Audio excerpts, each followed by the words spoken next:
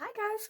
Welcome to our real weekly reading. If anyone follows my TikTok or my Instagram knows that I've been putting up some more unique versions of these videos, but I wanted to go ahead and do our legit weekly reading. Today's January 24th, and I'm using my Witch's Tarot. I really just love this deck. As much as I love my other decks, this one is so easy to read, and it's so it has such a valuable yet easily transmutable set of pictures and information. So anyway, so for the next week, this is what we can expect, or this is a lot of what I do is I pull up kind of the intellectual status and the things that we're going to need, that we're going to be confronting on a spiritual, emotional level. So what we have here, the Ace of Swords. So aces always represent beginnings. They also always represent something being initiated. In this case, it's going to be a different mindset. It's going to be either something happens that's going to cause us to see a different perception or a different way of looking at the same thing. Either way, it's not necessarily going to be a physical thing, it's not necessarily going to be an emotional thing, but it's going to be something that causes us to really reassess the way that we think about something in and of itself.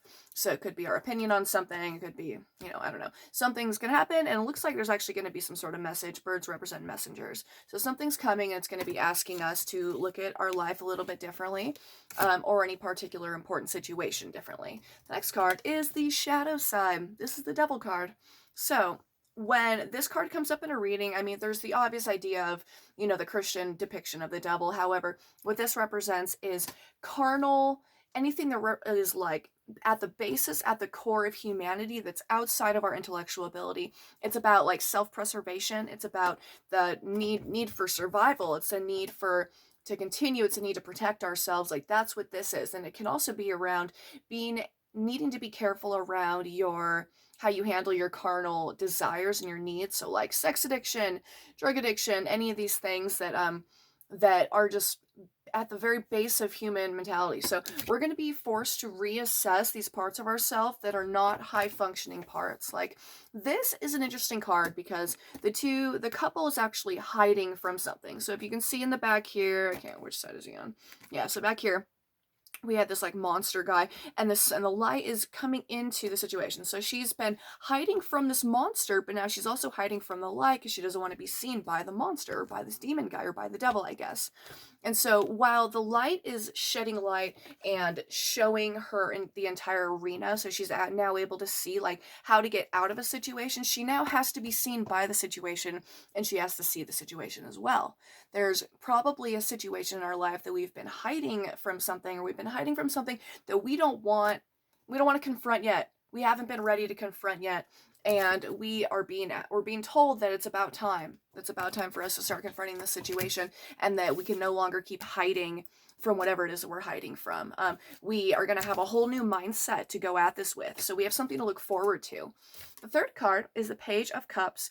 Cups represent emotions, and pages could be, I think in this case, it represents like a version of ourselves, or if you have children, it could be your child.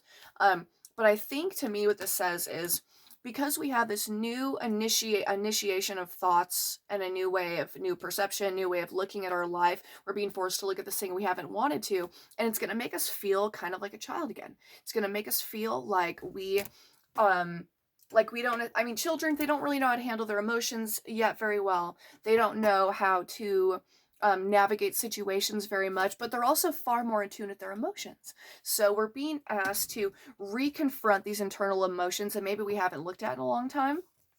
I think it's good because she still has like the cups and the water also represent like imagination and intuition. So once we confront the situation that we've been avoiding, or once we see the situation for what it is because the light's been shown on it, and no longer is it shadowed, kind of murky, and like, indisputable, we know what it is, and we have the chance to reevaluate our reaction to it. We don't have to respond in any particular way. We realize that we can choose to respond, and it doesn't have to be necessarily a reaction.